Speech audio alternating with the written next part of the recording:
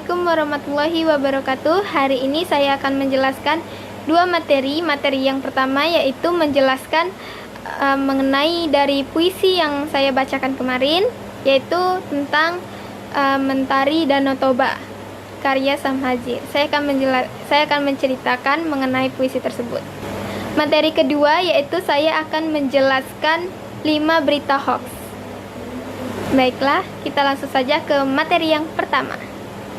Hari ini saya akan menceritakan mengenai puisi yang saya bacakan kemarin yang berjudul Mentari Danau Toba karya Sam Hadzir. Inilah penjelasannya. Jadi Mentari Danau Toba ini menceritakan suasana yang terjadi di Danau Toba. Suasana Danau Toba di pagi hari yang sejuk dengan cahaya menyinari air berwarna biru seperti kaca.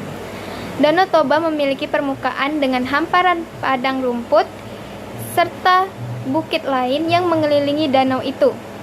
Danau Toba juga menjadi destinasi wisata paling populer. Danau Toba terletak di Sumatera Utara, Indonesia, adalah salah satu keajaiban alam Indonesia yang menakjubkan. Pekerjaan utama masyarakat sekitar Danau Toba adalah nelayan yang memiliki kapal-kapal kecil karena Danau Toba mempunyai sumber daya perikanan. Selain itu, para wisata turis bisa mengunjungi pulau kecil yang terdapat di Danau Toba, yaitu Pulau Samosir, dengan jarak tempuh 30 menit menggunakan kapal feri. Setelah sampai dan melihat suasana Pulau Samosir, itu memberikan kesan yang tidak terlupakan dan akan selalu dikenang. Banyak wisatawan dari dalam dan luar negeri yang datang walaupun jarak perjalanan jauh, namun lelah mereka terbayarkan setelah mereka sampai di sana dengan menikmati keindahan Danau Toba dan Pulau Samosir. Danau ini memiliki daya tarik yang sangat luar biasa dan pemandangan yang eksotis. Pulau Samosir di tengah danau serta kekayaan budaya Batak. Wisatawan dapat menikmati keindahan Danau Toba serta berbagai tempat wisata di sekitarnya. Pulau Samosir yang berada di tengah danau memiliki cerita rakyat yang menarik dan pengunjung dapat menikmati keindahan Danau Toba dari segala sisi. Selain itu, wilayah sekitar Danau Toba merupakan rumah bagi suku Batak yang kaya akan budaya dan tradisi mereka. Dari segala sudut, Danau Toba sungguh indah dan mempersona. Wisatawan dapat menikmati keindahan alam Danau Toba serta berbagai aktivitas wisata di sekitarnya, seperti menjelajahi Danau Toba dengan menyewa perahu tradisional Batak. Selain itu, wisatawan dapat merasakan kehangatan dan keramahan penduduk setempat, serta menyaksikan pertunjukan musik tradisional dan tarian Batak yang memukau. Danau Toba juga dapat dinikmati dari dataran tinggi, di mana pengunjung dapat mengagumi panorama indahnya dari atas perbukitan. Di lokasi ini terdapat pemandu yang fasih menceritakan titik-titik terindah Danau Toba yang dapat dilihat dari puncak bukit. Baiklah, itu cerita tentang puisi yang berjudul Mentari Danau Toba. Untuk materi yang kedua, saya akan menjelaskan berita hoax dan faktanya. Langsung saja yang ke pertama, yaitu beredarnya unggahan di media sosial Twitter yang mengeklaim bahwa sebuah penelitian di Eropa telah menemukan vaksin COVID-19 yang dapat menyebabkan kerusakan otak jangka panjang. Jadi artikel tersebut salah. Faktanya, studi tersebut meneliti kemungkinan efek infeksi virus COVID-19 pada otak, bukan efek dari vaksin COVID-19. Jadi, berdasarkan fakta yang saya cari, kalau seseorang yang setelah kena COVID, mereka akan merasakan efek yang jangka panjang, terutama di otak. Efeknya seperti mudah lelah, sakit kepala, dan kabut otak. Jadi bukan vaksin COVID-19 yang mengalami kerusakan otak, melainkan orang yang setelah kena virus COVID-19 yang akan mengalami efek jangka panjang tersebut.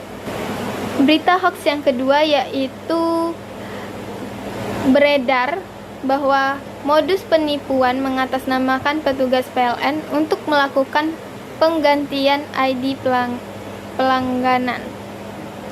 Faktanya bahwa oknum tersebut hanya mengaku-ngaku sebagai petugas PLN karena PLN tidak pernah mengadakan program tersebut. Jadi di dalam berita ini seperti modus penipuan yang mengatasnamakan petugas PLN untuk melakukan penggantian ID pelangganan dan memungut biaya dengan nominal tertentu. Berita hoax yang ketiga adalah awas termakan hoax, postingan daftar produk diharamkan MUI terafiliasi Israel. Beredar postingan ini di media sosial berisi daftar sejumlah produk yang difatwakan haram oleh MUI atau Majelis Ulama Indonesia karena terafiliasi dengan Israel. Tim AIS Kementerian Komunikasi dan Informatika menemukan fakta dengan menyebut rilis tersebut hoax.